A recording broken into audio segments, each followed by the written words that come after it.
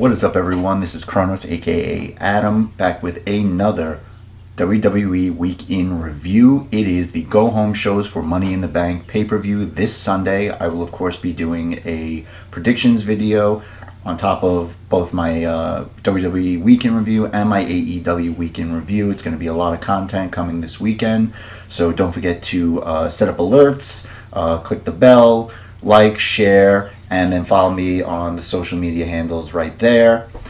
So we're going to get right into it. I don't want to take too much time because I got a lot to do today. So we're going to go right into, as always, we're going to do Raw, NXT, SmackDown. I'll give my match of the week.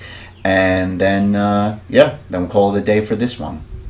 So we start off on Raw, and we are told that we're going to get a Drew versus Murphy match tonight. So that will, of course, probably be our main event, which it ended up was. We then start off with yet another VIP lounge segment with MVP. Once again, supposedly he wasn't going to be, in front of the camera anymore. He was going to be backstage producer, but now he's here every week, probably because of the pandemic, but, it is what it is. This time he's bringing out all three women competitors from Raw. Asuka, Shayna, and Nia come out. They sit down, both on the couches, and Nia sits on the table in between them because she doesn't want to sit next to anybody. Asuka is hysterical, doing her thing, dancing. She's even singing Nia's theme. Apparently, MVP can speak a little Japanese from his time in New Japan, so that was kind of interesting. Does Nia have the skill set? She's asked. Of course she has a skill set. Asuka says, a lot in Japanese, screaming at Nia. She does say Kairi's name several times. I don't know what it was. I don't speak Japanese. But we all know that Kairi was just destroyed 2 weeks in a row by Nia. And then she says something. She either says something about big booty or big bully. Can't really tell. Either way, it is what it is. Shayna comes with her opera non verba. I guess her actions speak louder than her words, or she lives by her actions, whatever. I don't speak Latin either. A lot of Rosetta Stone needed for this segment. Anyway, a fight breaks out as you expect it to happen. Both Shayna and Asuka team up to knock Nia out of the ring. She falls over, breaks the table. That's it. Then we're told that we're going to get a gauntlet match tonight to fill the last participant in the Money in the Bank since Apollo Crews hurt his knee and is taken out, which I still am very frustrated over because I thought he would have done some great things. I'm interested to see where they go with his character now, but we'll see. Okay, so the match actually starts out right away, and we get Lashley comes out against Titus O'Neil. So Titus O'Neil apparently has earned a right to be in the gauntlet match, to be in Money in the Bank, taking time away from catering, I guess. I don't know. Lashley wins quickly with a spear. Akira Tozawa comes out also. Why is he there? I mean, I know that he's been doing very well in the Cruiserweight tournament, and we'll talk about him in the AEW segment, but since he's been on Raw, all he's done is pretty much lose every match, so why should he get a spot there? Doesn't matter. Another spear for a win. Lashley does next. And then we get Shelton Benjamin. Also, hasn't been on TV, but we know Shelton Benjamin has done some crazy things in the Money in the Bank match, which is actually highlighted in the top 10 moments, which I'll get into later. But, I mean, once again, hasn't been on TV for a while, hasn't really done anything besides they had that one little thing where he was looking around weirdly. He was feuding with Gable. Then he kind of had a thing with Brock because they, Shelton Benjamin trained him. But other than that, nothing, and he should not have been in this match. Gets a little bit of offense, more than the other two, but another spear. Then Humberto Carrillo out next. I'm done with Humberto Carrillo. I think he's a fantastic talent. He does absolutely nothing for me. He just loses when they give him a push, and then they send him right back down. They build him up, then break him down. Build him up, break him down. I just don't care anymore. And because he has no real charisma outside of just his in-ring talent, nobody cares. So to protect, I guess, Lashley, they give him a DQ loss because he pushes the ref away when he's beating down Humberto, and then he destroys Humberto, and then Garza comes out, and like normally what you should be doing is run right to the ring, get the pin, and then move on. But of course, stupid heel syndrome, or whatever you want to call it, he's kind of, showboating, whatever. He's sauntering to the ring with Zelina Vega.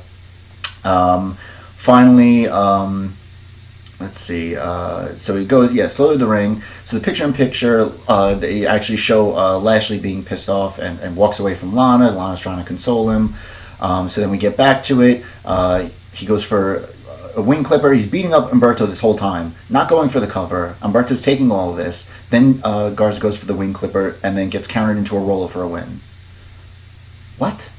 He even does his a middle rope moonsault like lion salt that he was using in NXT when he first came in as his finisher. Obviously, it's not his finisher anymore because they moved on to the wing clipper.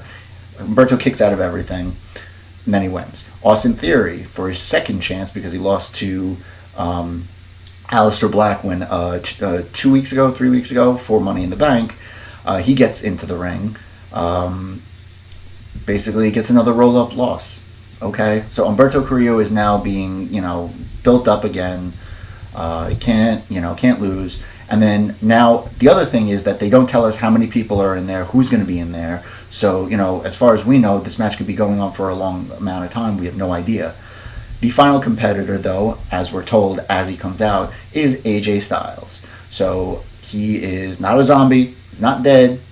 Crawled his way out because he wasn't scared. That's my bad AJ Styles impression. So he comes in, and there were rumors that this was like a last-minute entry, but the problem is that this match was actually filmed like 2 weeks ago. So obviously, there was thoughts that they didn't want to rush AJ back, but they ended up rushing him back anyway because, let's face it, he was in the match, so they knew that he was coming back in middle of April.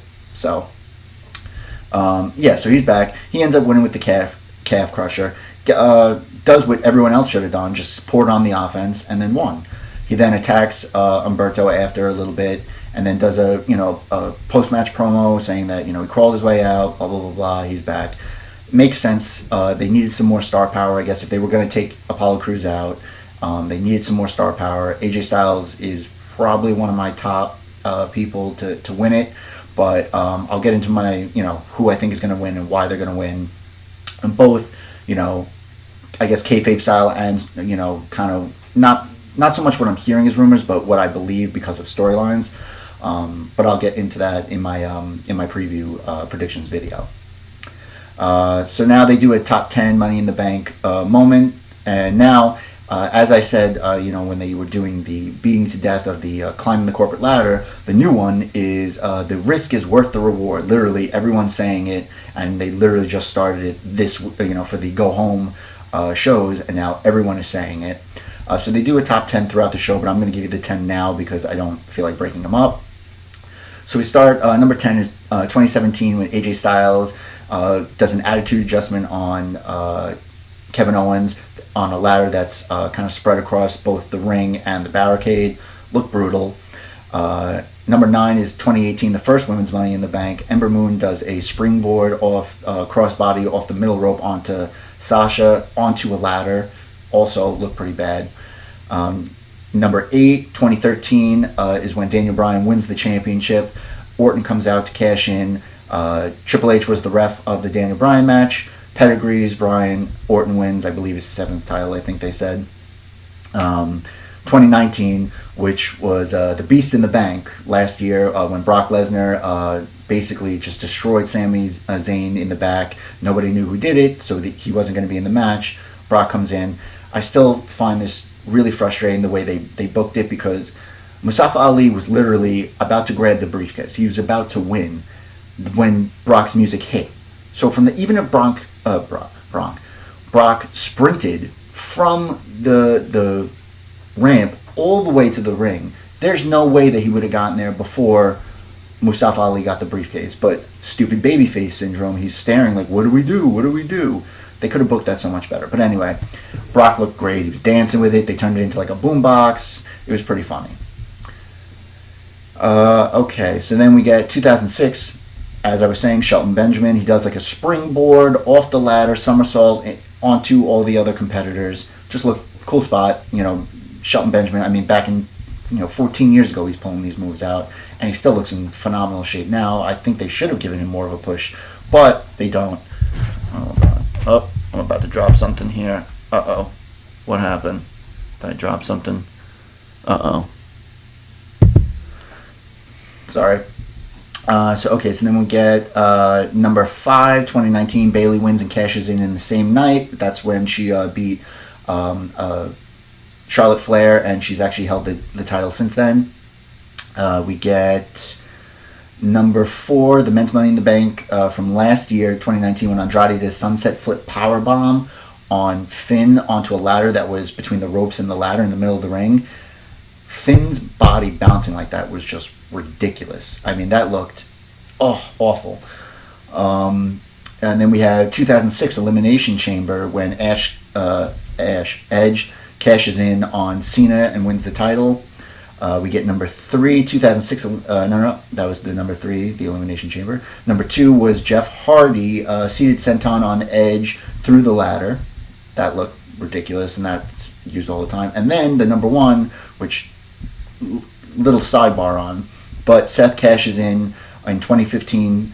But this is kind of like a kind of a running story now. I'm sure if you follow the internet wrestling community, the YWC, whatever you want to call it, that there's some possible backstage heat with Roman, because of the fact that he refused to come out and be a part of the shows, because not only does his immune system because of his cancer, but also he has, I believe, new twin boys. And so, there's kind of thoughts kind of both ways, whether it's that they just don't know when he's coming back and therefore they don't want to kind of, put him on TV or mention his name, or that there's legit heat on him. But it was very weird the way they edited this cash in, because it looks like that he cashed in on Brock, because he does the stomp on Brock, and then they say that, and then they show him pinning, and it's almost, you don't even see Roman at all. So it's a little weird, but apparently that was the number 1. Anyway, all right, so then we go to a Rollins interview in the ring with Charlie, lover. He has all the confidence in the world in Murphy tonight. He puts Drew over, but he says that Drew's not a leader. It's not his destiny to lead into the future. That's his destiny. He will sacrifice himself for the greater good. Drew isn't ready for all the negatives that come with being the champ, which I find very funny that, he says that it's all the negatives that you're going to get, because, let's face it, Rollins was on the receiving end of a lot of negatives, not just because he was champ, but because of some of the things he said and the way he was acting, and the crowd wasn't exactly crowd. I mean, I guess the WWE universe wasn't exactly thrilled with the way Rollins' character was going. But anyway, so then we get a backstage with MVP and Shane Thorne and Brandon Vink. He starts doing the speech from Miracle, trying to hype them up. And that's pretty much it. Then we get another backstage interview with Murphy. Says that they both, him and Rollins, got each other out of convenience, but that they both needed each other, and that he knows that one day he could even be better than Seth, and that he knows that he can beat Drew. We then get Thorne and Vink versus Ricochet and Cedric. Thorne and Vink at the jobber entrance.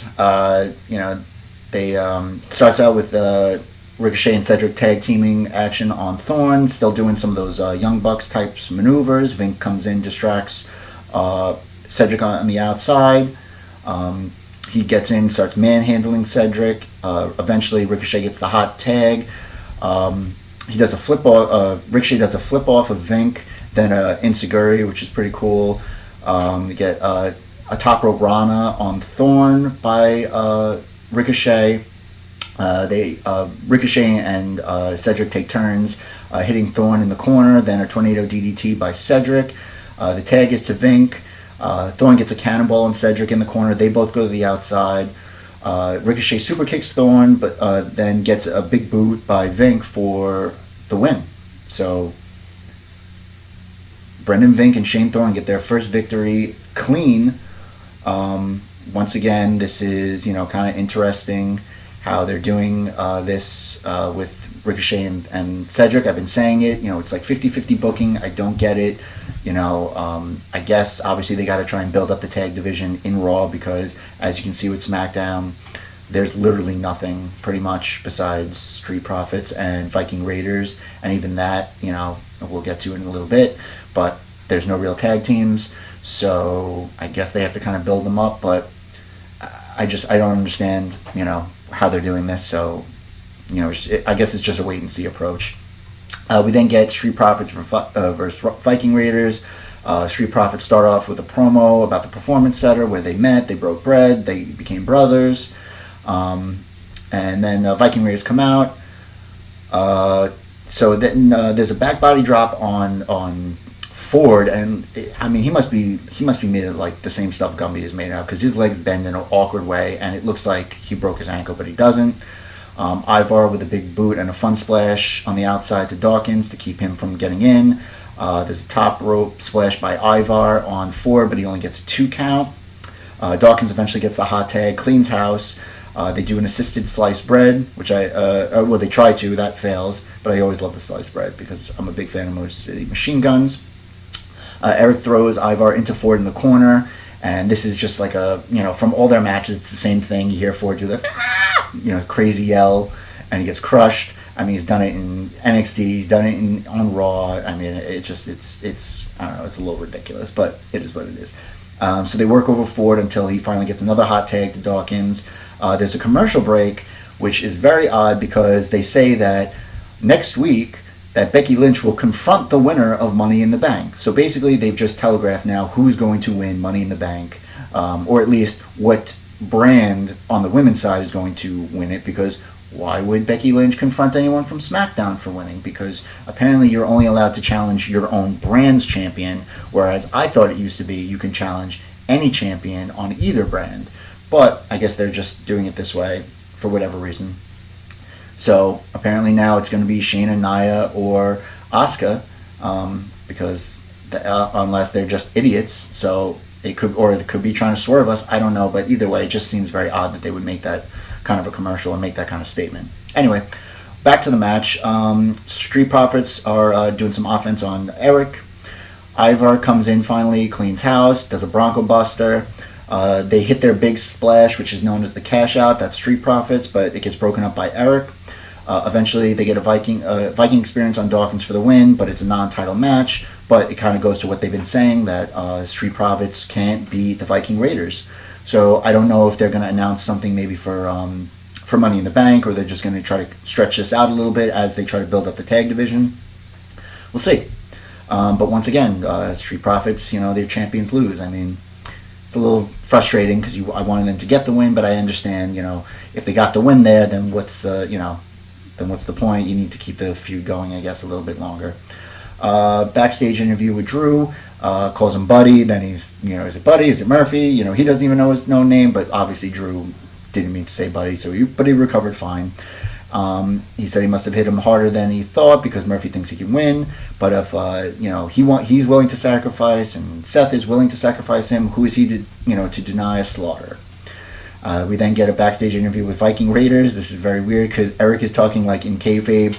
Ivar is basically just using a shoot voice that they kind of like the Street Profits, but they're just the better team. I guess they're just setting up, for the next match. We then get a Aleister Black promo.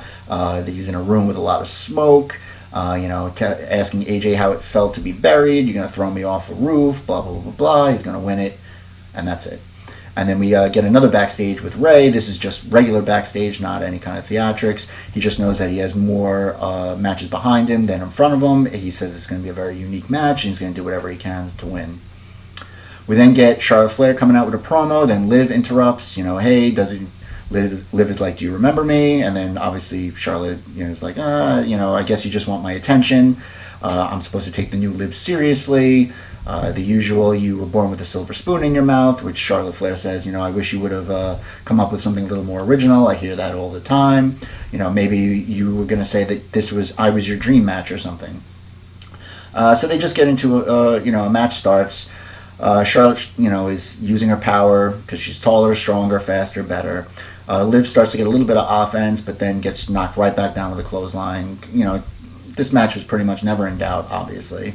Liv gets thrown into the turnbuckle. She does an off-the-rope code breaker, but she's too hurt to put the cover on.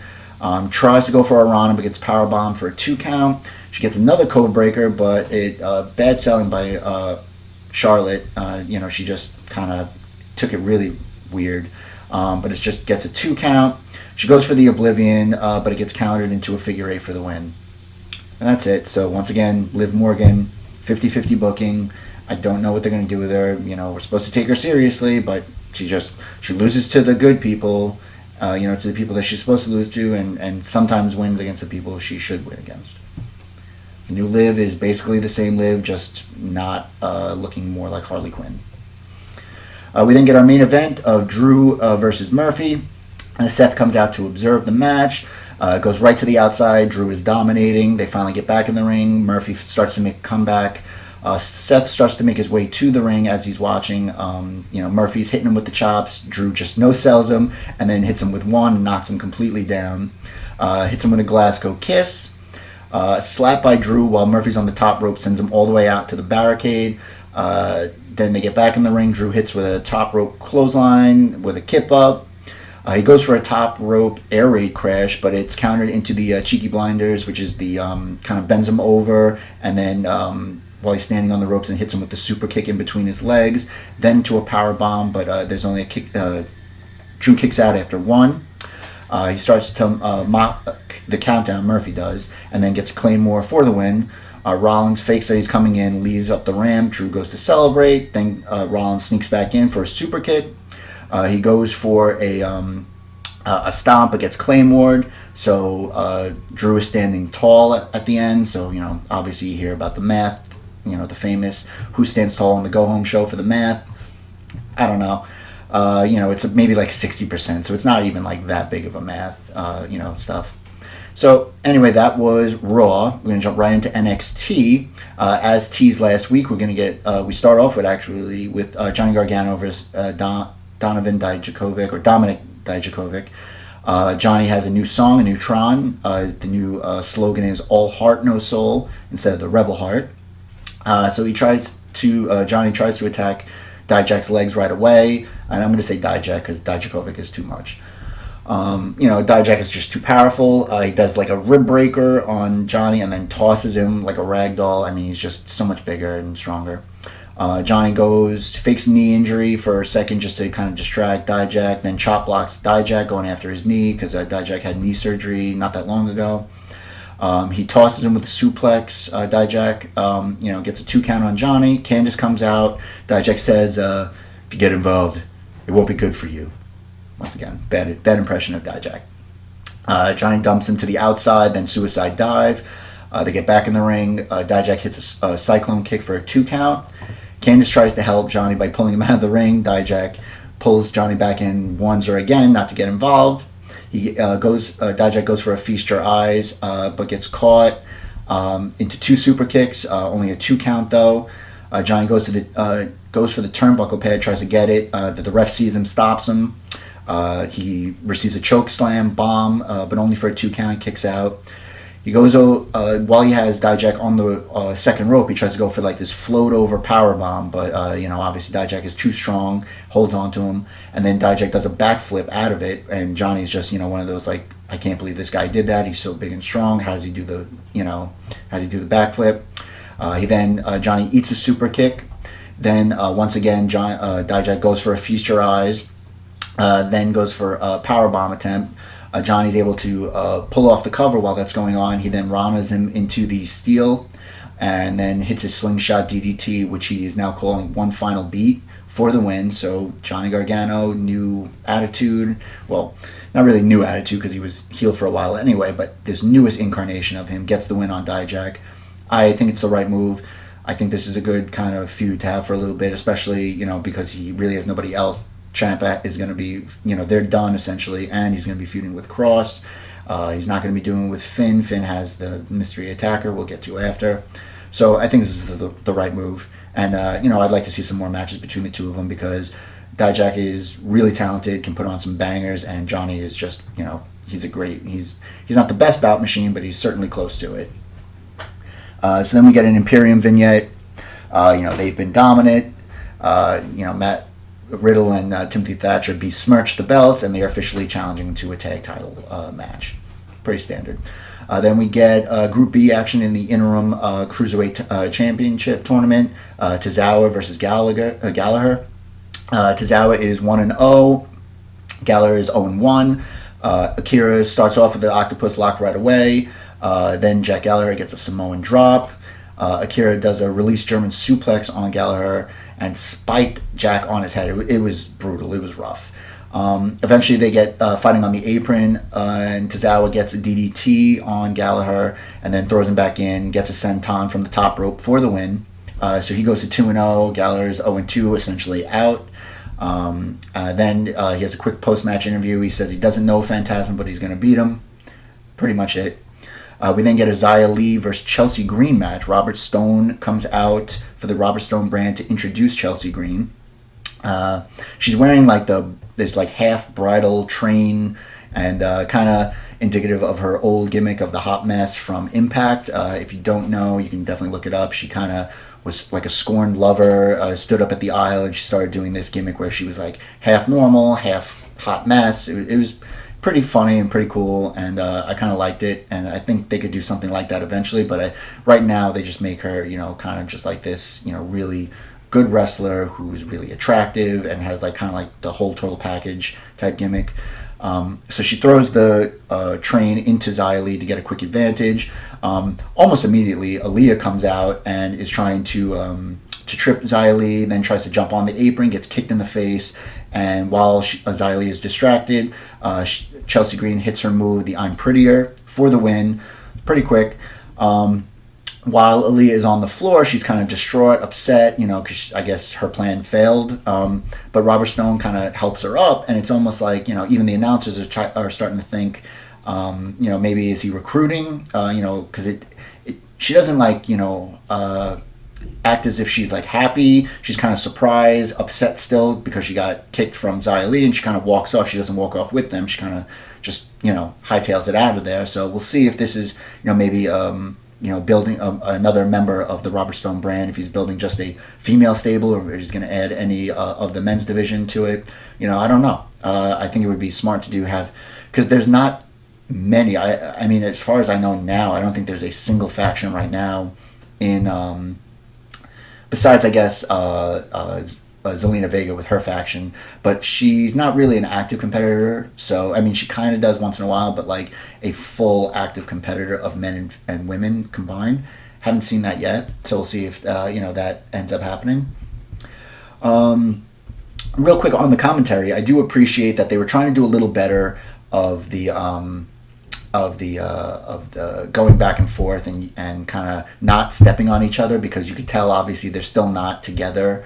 It's more of like a Zoom type atmosphere. So Moro, what he tries to do is kind of call out the name of the person he's speaking to, so that they know when to chime in once he's finished. So there wasn't as much talking over one another as there was in the last week, which I appreciate. All right, so then we have a Dream promo vignette. Time has finally come. They reach their moment. It's going to be Dream over. Done. And then we get a huge, finally, the wait is over. We get the Karrion Kross debut. And this entrance is wild. I mean, the song is great. The smoke, the lighting, with Scarlett, who apparently actually did sing the song, even though she was lip singing it. She took to social media and somebody asked her if she was actually singing, and she said that was her voice, which I never knew she was a singer. I only knew from her Impact she was more looked at as like a sex symbol as opposed to any kind of entertainer in that sense. Although when she did wrestle as well, because she's actually a really fantastic wrestler. So I hopefully, we get to see her in the women's division as well, because that's only just going to add to the stacked division they already have. So the smoke gets a little crazy though, because I don't think this is an entrance you can do every single time, even though, let's face it, I mean, The Undertaker, does like a 10-minute entrance every single time he wrestles. So, we'll see. Maybe they'll kind of reduce the smoke, because I think that actually was in the ring pretty much throughout the entire match. And he's taking on Leon Ruff, who is now the token jobber for everything. I mean, he just gets shit beaten out of him every time. It's pretty bad. It's a squash match. 2 Sato suplexes into a cross jacket with kind of like a chicken wing body scissors type deal for the win. And that was it. It was maybe like 30-second match. So we'll see. Obviously Tommaso Ciampa and him have unfinished business. So we'll see what ends up happening between them. We get a promo package for Flair and Io Shirai. We then get a backstage interview with Riddle and Thatcher, and Riddle is mad and serious that they ruined the Newly Bro show, and that he knows what the look of Thatcher. He knows that he agrees. He's game for the match against Imperium. If Thatcher is, Thatcher then goes, you knock him out and I'll tap him out. We then get our first of 2 championship matches. Charlotte Flair versus Io Shirai for the NXT Women's title. Flair comes out strong, showing her strength. Io starts to mount some offense, but Flair goes right back on the attack. Flair misses with a moonsault. Shocking. I know I say it all the time. I think she misses maybe like 80% of her moonsaults. Whether she misses them or they get botched or someone puts the knees up, whatever it is. She just, and she doesn't even have a bad moonsault. It's just the result of it always is not good, basically. So then Io gets a 619, gets the double knees in the corner for a 2 count. She goes for the moonsault. Flair gets the knees up. Or moves out of the way, I forget. She then Charlotte gets a big boot for a 2 count. Io goes for a moonsault on the outside from the top rope, which is just scary anytime. Especially, she kind of lands on her feet but rolls through, so it's not as bad. So she kind of rolls through it.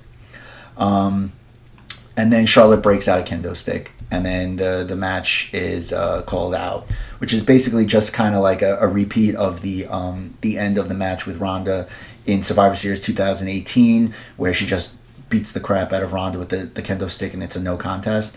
This is frustrating. I mean, I get that, bringing this championship match, there was no real build-up. Charlotte just won the title. I mean, Io, are you already going to just now, bury Io's chances? I mean, she won that ladder match to get this title, and now she just loses it like that. So then she then goes Flair goes attacking Io's knees, about to do a figure 4 around the ring post. Rhea Ripley finally comes back. She's out, attacks Flair. Flair escapes, but then while Ripley's in the ring, Io keeps screaming at her, and Ripley's just like, shut up. And then she starts going up the ramp. Io was following her, screaming. She goes, shut up again. So then we get outside the complex interview with Ripley, and then Io starts to fight with her, and then, this is what I'm saying. Now what? Are we giving Rhea Ripley her rematch? Are they going to now have like a number 1 contenders match? And then if so, if Rhea loses, then that kind of breaks everything that she had, and now you're giving it to Io. But at the same time, there's been all these rumors that Io is unhappy, and maybe even thinking of going back to Japan, maybe to Stardom. Same thing with Kairi Sane. So it's interesting. And then what? Are they going to do a triple threat? And then Io takes the pin because you want to keep, obviously, Flair strong and Ripley strong. There's a lot to unpack there. It's a little frustrating. But, as always, we'll see. I'll give them the benefit of the doubt until we see what ends up happening. We then get Group A action in the interim Cruiserweight title tournament. Kushida versus Jake Atlas. Kushida and Atlas both have a 1-0 record. There's a back and forth, mat-based wrestling. Atlas tries to counter by doing a handstand. Kushida just kicks him in the arm and takes him down. Kushida does this outside, on the top rope to the outside senton that is like crazy dangerous, and like you have to have a tremendous amount of trust in the person, and they have to have an amount of strength to be able to kind of catch you and kind of bring you down slowly. But he does it. There's a cartwheel basement dropkick by Kushida in the ring. The Showtime palm strike, made famous by Jushin Thunder Liger, according to Morrow. I don't know that. But I do remember watching Jushin Thunder Liger back in WCW days, and he was great. So there's a pump kick into a German suplex and a step-up enziguri by Atlas for a 2 count. He does a back handsprint into a neck breaker. And then there's like a suicide dive by Atlas where he is going one direction, Kushida moves, and then he kind of switches, does the next direction. Sorry if you hear it cracking on my knuckles. I'm old. And then he does the suicide dive.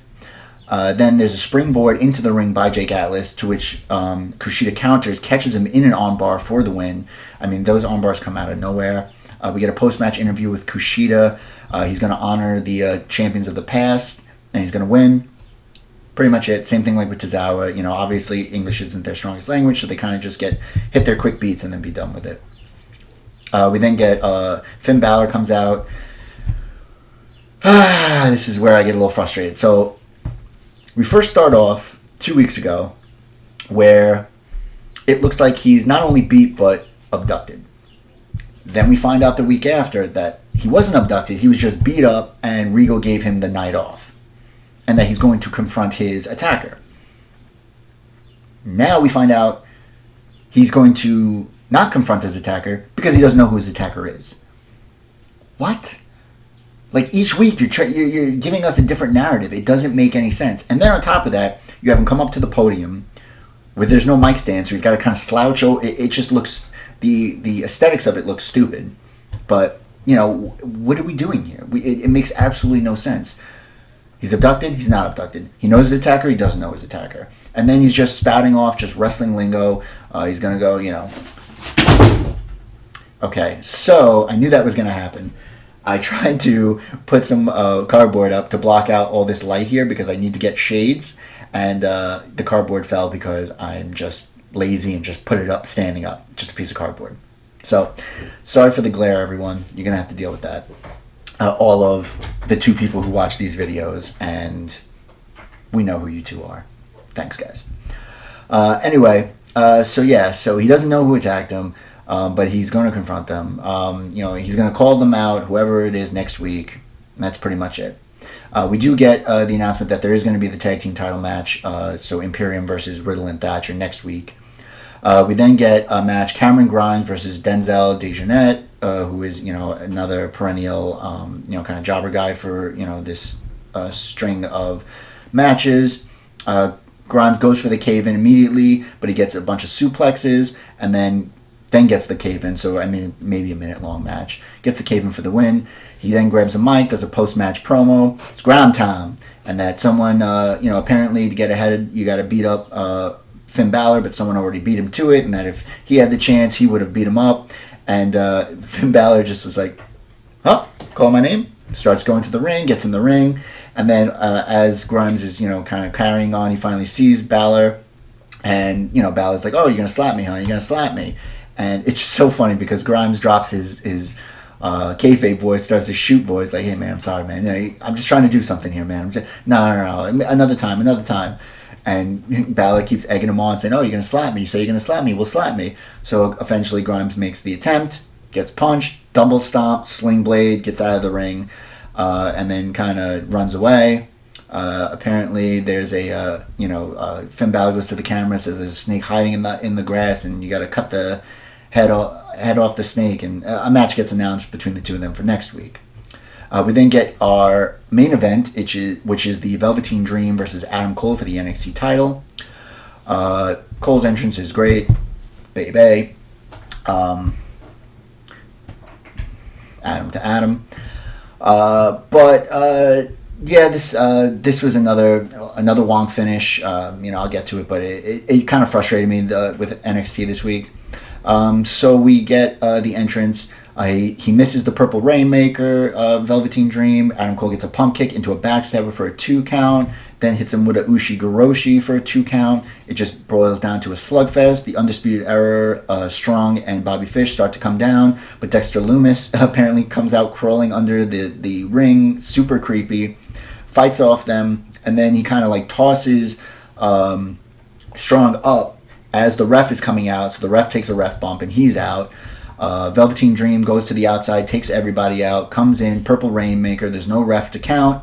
Then Dream goes, then Cole hits him with a super kick into the last shot for the win. 2 wonk finishes to both title matches on this, supposedly big hyped show. Stupid. I understand that you didn't want to, if you didn't want to do both, you didn't want to do title changes or something, you should have thought of some better wonk finishes or some better finishes for them, or didn't have them on the same program. To have 2 championship matches with wonk finishes, especially because Dream has not seemed dialed in as he normally does. He didn't wear any kind of weird ring gear or kind of, outrageous buzzworthy ring gear this time. It was just kind of shiny black with kind of sequins on it. That's it. It was just very odd that they would do that. I'm sure that the WWE universe was not really pleased with that. So, anyway, that is your NXT review. We're going to jump right into SmackDown. Let's see what we're at here. 40 minutes, not bad. So we start out with... let me just make sure. No, this is not the right... See? Let's see. See, I almost started going... I was like, I knew that was from the wrong one. See, that's what's good about me doing these now. I actually remember these, but I'm just waiting for this to open. Okay. So we actually start out, and something about this SmackDown was very weird. I felt like all the big story beats that we were going to get, we got them like right away. Like one after another in like the first hour. The biggest story lines and story beats of SmackDown were just hit right away. So I was very interested to see, not concerned, interested to see how they would finish off the show. So we get first off, we get Sonya and Mandy getting ready. Otis, can I help you, Mandy? What can I do for you, Mandy? But he wasn't doing it as like, oh yeah, like not as crazy. Otis said, asked for help. Mandy said, don't worry, just focus on your match. Dolph is with Sonya saying, just go easy on Mandy's face. Apparently, he's still in love with Mandy, still wants Mandy. Anyway, so we get the match. Mandy goes for a V-trigger right to start. She's super aggressive in the corner, but she's still favoring that injured leg from last week. Sonya then starts attacking the leg, does a running knee, which looks great for a 2 count. She's just verbally abusing Mandy the whole time. This is fun for her, but she also feels bad. She then rips out Mandy's eyelashes, which is, kind of just, you're all about the looks, so I'm going to destroy your looks. Mandy comes back with some clotheslines. She goes, does another V-trigger, which knocks Sonya to the outside, and then she does her, who's the bitch now, bitch, and throws Sonya over the commentary table. Mandy goes for her fairy tale ending type finish, then goes for another V-trigger after it gets, stopped, but Sonya gets the roll-up with the tights for the win. It was very quick. It was about maybe 7 minutes, maybe even less, actually, maybe about 5-minute match. So she gets the match. Michael Cole says it was stolen, so obviously we're going to keep that going. Maybe we do another match at Money in the Bank. I, for one, think that they shouldn't at this point. I think that that's almost too soon, and if you're trying to sell that Mandy has injuries, and that was part of the reason why she lost the match, I mean, then how are we supposed to then... my video, I see glitching there. I need to get a better camera. All part of the building process of the channel. But yeah, if she's selling her injuries as having, leg injury, then what's 2 days? 2 days is not going to heal it. I mean, she had this over a week ago and it still wasn't healed. So I think that they should kind of keep it away for now. All right, so then we get a 8-man tag. We get Lucha House Party and New Day versus the Forgotten Sons and Miz and Morrison. This is actually a pretty fun match, but we are told that there's going to be a fatal 4-way match at Money in the Bank, which basically means whoever gets the pin wins. It's not an elimination. When Miz and Morrison come out, Big E is playing air guitar for Morrison. I don't know if he was just trying to abuse him or get him to laugh. Who knows? But it was pretty funny. So Kofi starts the match with Miz. They start taking on. Kofi starts taking on the whole corner. Then big, all 8 men are in the ring. Kofi gets thrown out onto the Sons by Big E. Lucha House Party does stereo superside dives. Then the New Day start to work together on Wesley Blake. Lucha House Party work on Blake next. Miz and Morrison then start to work over Kofi. Morrison does a variation of the You Can't Escape that Kenny Omega does. Riker starts to get involved on the outside with, I believe, with Kofi. And then Blake hits this crazy suicide dive through the bottom ropes. Ton of momentum. And thank God the barricades are padded because he went straight face first into them. There's a disaster kick combo from Miz and Morrison on Kofi for a 2 count. Kofi almost gets the hot tag, but all members are taken out at the same time. Actually look pretty cool. They all fall at the same time. He gets an SOS on Miz. Grand Metalik then is in the ring, hits a Rana on Morrison. Double springboard stunner by Lindsay on the Forgotten Sons. A spike Rana on Lindsay on Morrison. Morrison's just getting abused on his head a bunch of times by everyone in the ring. There's a moonsault shooting star press combo by a Lucha House Party on Morrison. The pin gets broken up. Forgotten Sons get their finisher on Big E on the outside. Then they powerbomb Kofi on top of Big E. There's kind of like a reverse You Can't Escape from Morrison. A Poison Rana by Lindsay on Morrison again, but there's a blind tag to Miz. Miz hits the skull-crushing finale for the win on Lindsay Dorado, which I always say the least protected finisher. Finally, they give him the win with it, which essentially means that they stand tall, so they're not winning. Lindsay Dorado and Lucha House Party are definitely not winning. The Forgotten Sons aren't going to win, so it looks like New Day is going to retain. That's just my theory, but to know for sure, you got to tune into my preview and predictions video. So then we get a backstage interview with Corbin. The usual, talks about the match tonight, but he doesn't care, so he talks more about the Money in the Bank and chalking trash and everyone. He's going to throw them all off the roof, whatever. Jeff Hardy gets in the ring. Welcome back, Renee Young. It's just kind of boring. It's the same stuff we've been hearing. Sheamus is watching and talking trash on him, kind of like we all are, just like get to the point already. Hardy's like saying that he still hears his chants and starts chanting his name. It's just, I don't know, it's just really weird. And then we should all stick with him for one more run, and that he's it's kind of like, okay, it's time, because Sheamus leaves, and then he's like, all right, I guess I have to call him out now. Where's Sheamus? Sheamus hasn't come out yet. And then of course Sheamus comes out. They start jawing back and forth. No one cares about him. Kind of doing the whole you need one more swig of the bottle type stuff. Damn it, this freaking camera. It's really annoying. So finally comes down to the ring. Hardy hits all the Whisper in the Wind, the Twist of Fate, the Swanton Bomb, just basically buries Sheamus. Now I guess we'll get a match either at Money in the Bank. Once again, it's one of those things that I think it's too soon. Maybe we get a Money in the Bank, but on the pre-show. Damn it, my freaking camera keeps glitching. I don't know what it is. So I'm sorry about the quality, guys. I'm still working on that. But yeah, so then Sheamus, is hurting, and Hardy is celebrating, and that's it. We then get Braun and Bray coming face to face. Braun is just cringe as usual. He didn't create him, but that Bray was scared of him, calls him out. Bray comes out to the Funhouse theme, dressed as Bray Wyatt, and then he knows what's best and wants Braun to come home. He wants to remove the burden, which is the title, on Braun to get him to come back. Tries to get him to like bait him into saying to get these hands. Braun doesn't do it because he knows what he's doing.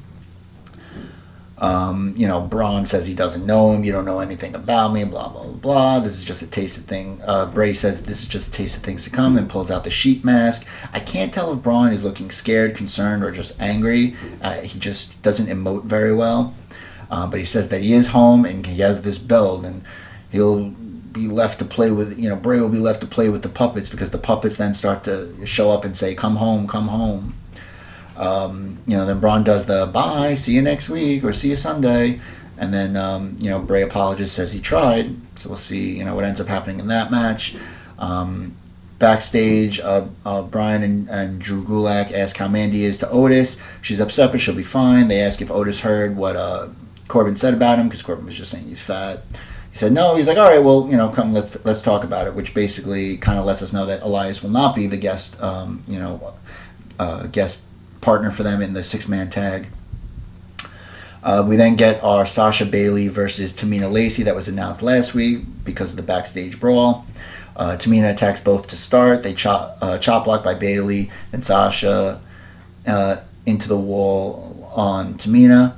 Quick tag to Bailey. They try to leave, but Lacey stops them from leaving the arena. Tamina with an upper hand on, I meant to say uppercut on Bailey. My notes, sorry. Lacey and Sasha are in the ring now. She goes for the moonsault, and Bailey does like a chicken, like to distract her. It's ridiculous, but it works. So they distract her. Lacey eventually gets the hot tag to Tamina, but she can't get in the ring because they attack her. Sasha tries a crossbody on the outside, but Tamina catches and swings her into the barricade. She attempts to go to the top, but Sasha fights it off. Bailey gets the knees up on whatever she was trying to do. Looked like a splash, but it didn't look very good. Bailey yells at the commentary, to talk about what she's going to do. She does a belly-to-belly elbow drop, but only gets a 2 count, which is, her 2 of her former finishers, but now they're just setups. But even back-to-back, I thought they would possibly get it. Bailey goes for her Rosebud finisher. Tamina counters into a Samoan drop. Sasha breaks it up and eats a women's right. Bailey knees Lacey out. Tamina with the super kick and the Samoan drop for the win. Stands tall.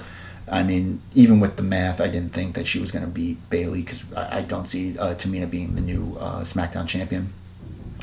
We then get an interview with someone who sounds like they're from Brooklyn and someone who pretends to be from Staten Island, both Dana Brooke and Carmella. Apparently no one thought that Dana Brooke could beat Naomi, which is true. Even Carmella says she apologized. Dana says, the risk is worth the reward. Ridiculous statement. Carmella won it twice, and she'll win it again. And that's pretty much it. We then get the main event of Corbin, Shinsuke, and Cesaro. And as we stated, Brian, Gulak, and Otis comes out. The hacker actually does something right before the match starts, shows stuff for Tamina and Lacey, New Day, Carmella, Dana, and then actually says the thing about anger is you can hear it before you can see it, and that some kind of voicemail is played, and that something is coming, and it's coming real soon. That's what she said. Excuse me. And then, so Brian starts a drop kick to Corbin to start. Corbin then gets back, trash talks Gulak, who knocks him into the outside. Gulak and Cesaro, which we get a little rematch of from the kickoff show of WrestleMania, which was a fantastic match between the two. So then Gulak pushes Shinsuke into a European uppercut when they're in the ring. Gulak gets the hot tag to Otis, the caterpillar on Shinsuke. He clears the ring. Brian gets beat down but gets the tag to Gulak. More Gulak and Cesaro. There's a roll-through submission by Gulak, kind of a chicken wing clutching the jaw, which is something we haven't seen before.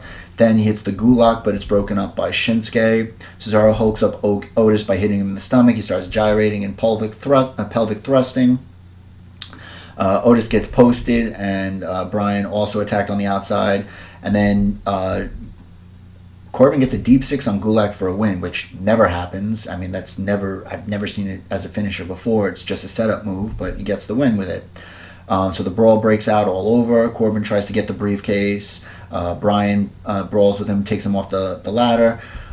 He tries again, but Otis stops him. Otis tries to go up the ladder, but he's breaking the rung because he's so big, so I guess they're going to have to get some kind of ladder for him if he's going to make an attempt at it. Eventually, Corbin gets up there and retrieves the case. You know what? I need to do something real quick here. Sorry, guys. You're just going to have to bear with me for just a second. Let's see here. So then Corbin is trying to get up there. Once again stopped, but then throws Brian off, and then eventually he gets up. So that is your SmackDown, and then so Baron Corbin stands tall, but normally, like I said, the math usually works out against it. But Corbin was also sitting on the throne during King of the Ring last year and ended up winning. Just trying to see here what I thought was. Yeah, I mean, this was not a very good week for a lot of matches. There wasn't anything that really, really kind of, piqued my interest. I mean, these were the go-home shows, for Money in the Bank. The storylines were there, but as always, because of the pandemic right now, there's not a lot going on. There's no crowds, so they're doing what they can. I'm excited for it. I am interested to see how they're going to do this with the Money in the Bank match with all the other matches, because it's already been filmed, so I don't know how they're going to cut it and when they're going to play it, how long it's going to be. It's going to be interesting. So anyway, I think I'm going to say my match of the week is the 8-man tag from SmackDown of Lucha House Party New Day versus Forgotten Sons and Miz and Morrison. I thought it was really fun, innovative. Everyone got their spots in, which was good. So that's pretty much it. I'm already at 53 minutes right now. So that is my WWE week in review for the week of, what was it, May, that's not the calendar, May 4th. So May the 4th be with everybody. Hopefully everyone enjoyed a good Star Wars day. If you're a fan, if you're not, I don't know what's wrong with you. You're weird, I guess. I don't know. So anyway, once again, like, share, subscribe to the channel. Check me out on Instagram and Facebook. Also, I do stream games on Mixer, Chronos210, but you can find that out on my Twitter account. I usually post when I'm streaming. I'm not very good, but I usually play Overwatch, Apex Legends, Titanfall 2, Resident Evil, Final Fantasy, the original Final Fantasy 7. not the remake because I have Xbox. And so yeah, I apologize for that falling, the light, and any kind of crap with the video right now. So anyway, bye now.